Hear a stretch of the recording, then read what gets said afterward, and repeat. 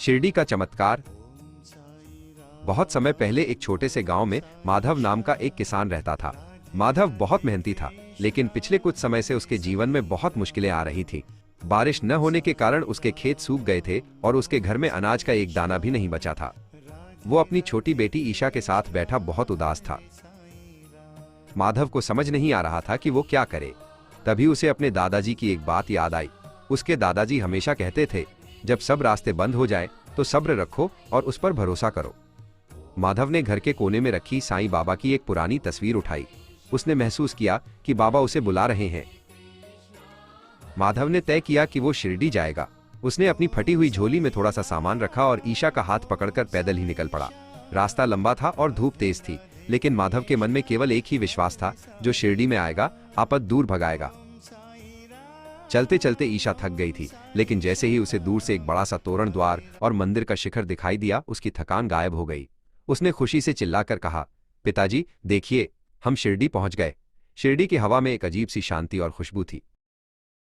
मंदिर में बहुत भीड़ थी, लेकिन माधव और ईशा धैर्य से कतार में खड़े रहे। माधव के हाथ में थोड़े से फूल थे, जो उसने बड़ी मेहनत से बचा कर रखे थे।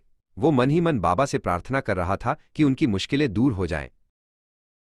जैसे ही माधव द्वारका माई पहुंचा, उसे ऐसा लगा जैसे वो अपने पिता के घर आ गया हो। वहां जल रही धुनी की गर्मी ने उसके मन के सारे डर को जलाकर राख कर दिया। उसने बाबा की मूर्ति के सामने सिर झुकाया और अपनी सारी परेशानियां उनके चरणों में छोड़ दी। जब वे मंदिर से बाहर आ रहे थे तो उन्हें एक बूढ़े बाबा मिले। उनकी सफेद दाढ़ी और दयालु आंखें देखकर ईशा को बहुत अच्छा लगा। उन बुजुर्ग ने ईशा के हाथ में उदी पवित्र राख का एक छोटा सा पैकेट दिया और उसके सिर पर हाथ रखकर आशीर्वाद दिया।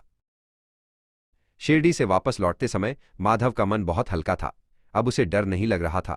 उसने ईशा से कहा, बेटा, बाबा ने हमारी सुन ली है, अब सब ठीक हो जाएगा। उन्हें ऐसा महसूस हो रहा था जैसे कोई अदृश्य शक्ति उनके साथ चल रही है। जैसे ही वे अपने गांव पहुंचे, माधव को एक आदमी मिला। वो पास के शहर के एक बड़े जमींदार का मुनीम था।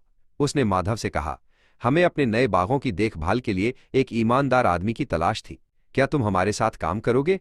माधव की आंखों में खुशी के आंसू आ गए। उसी रात आसमान में काले बादल छा गए और जमकर बारिश हुई। माधव के सूखे खेत फिर से हरे भरे होने लगे। ईशा ने आंगन में नाचते हुए कहा, बाबा ने सच कहा था, शिरडी जाने वाले की सारी मुसीबतें दूर हो जाती हैं। अब माधव का परिवार खुश था और उनका विश्वास और भी गहरा हो गया था।